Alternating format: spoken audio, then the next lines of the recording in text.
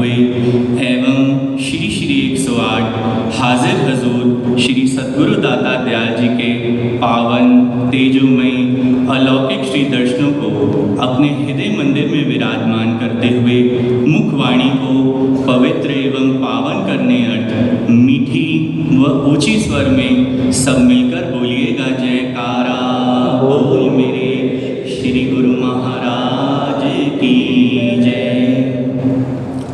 सतगुरु जी ने कीन्ही कृपा श्री प्रयाग धाम में छाई बहार, कण कण आज महक रहा गुरमुख हुए सब गुलजार। जिन खुशियों को ढूंढ रहा आज सारा संसार, गुरमुख सारे सहज ही पाते आकर सतगुरु द्वार, आकर श्री चरणार। परम संत कबीर साहिब जी कथन करते हैं, भव सागर में यूं रहो जो जल कवन निराल, मनवा वहाँ ले राखिए जा नहीं जम काल। फरमाते हैं कि इस जीवात्मा को किस प्रकार इस संसार रूपी सागर में अपना जीवन व्यापन करना चाहिए। जैसे कमल का फूल होता है वह जल में रहता है परंतु जल से न्यारा रहता है और अपना संबंध आकाश में स्थित सूर्य से जोड़े रखता है। ठीक इसी प्रकार महापुरुष फरमाते हैं कि संसार में रहो, संसार के कार्य व्यवहार भी करो, परंतु संसार और संसार के भोग ऐश्वर्य के पदार्थों में कोई भी आसक्ति ना हो। तो अपने मन को कहाँ पर रखना चाहिए?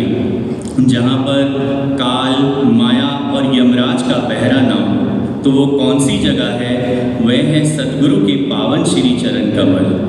जो गुरुमुख अपनी सुरती की धारा को सतगुरु के चरण कमलों से जोड़ लेते हैं, वे काल और माया से निर्भय हो भक्ति में संलग्न रहते हैं। संतों के वचन हैं, मन के मते न चालिए, मन के मते अनेक, जो मन पर असवार हैं सो तो साधु कोई।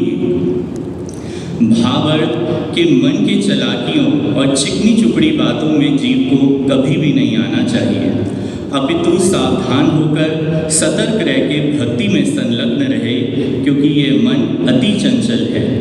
जो सज्जन पुरुष मन की बातों में नहीं आते, मन के अधीन नहीं होते, मन का परामर्श नहीं मानते, प्रत्युत मन पर सवार रहते हैं, वे ही श्रेष्ठ जन हैं और भक्ति का परम लाभ प्राप्त कर लेते हैं।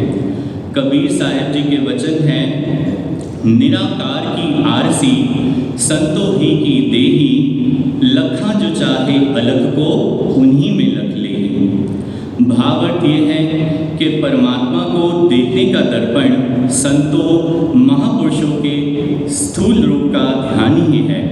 अलग पुरुष यानी जिनको इन शरीर रूपी नेत्रों से नहीं देखा जाता, अगर कोई जीव को उनको देखने की अभिलाषा है तो संतों महापुरुषों के पावन स्वरूप में ही देखा जा सकता है।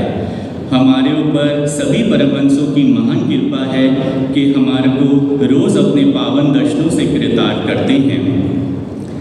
संत सहजो बाई जी कथन करती हैं, मृग तृष्णा जल सांच है, जब लग निकट न जाए, सहजो तब लग जग भयो सतगुरु कृपा ना पाए।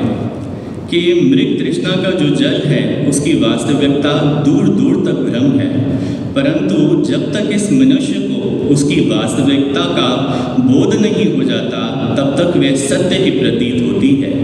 ठीक इसी प्रकार जब तक समय के संत सद्गुरु अपनी ज्ञान की रोशनी नहीं देते, जीव अज्ञानतावश इन आवरणों के कारण जगत और जगत की माया को सत्य समझता है।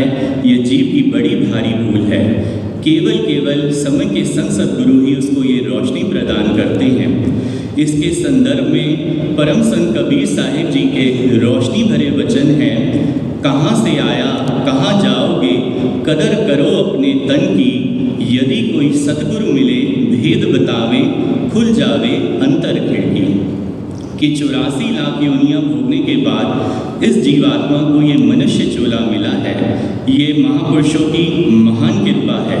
सभी वेद शास्त्र यही गुणगान करते हैं कि मनुष्य देही उत्तम देही है। जब परमात्मा की कृपा होती है तो जीव के जीवन में संत आते और जब संत आते हैं तो बसंत आता है। और जब जीव उनके वचनों पर चलता है, अमली जीवन जीता है और नाम का अभ्यास करता है, आत्मा सक्षम होकर परमात्मा से मिल जाती है और इस मनुष्य चोले का परम लाभ उठाता है। श्री परमहंस अद्वैत मत के शाश्वत ज्योति स्तंभ, हमारे प्राणों के आधार श्री श्री 108 श्री पंचम पातशाही श्री गुरु महाराज जी ने हमारी भक्ति और कल्याण के लिए 5 सरल साधन बनाए हैं, जो कि इस प्रकार हैं। 2 समय की श्री आरती पूजा, निष्काम भावना से की गई सेवा, सत्संग, सिमरन और भजन ध्यान हर गुरुमुख का कर्तव्य है जो श्री आनंदपुर दरबार से जुड़ा है। इन नियमों की हित चित से परिपालना करे।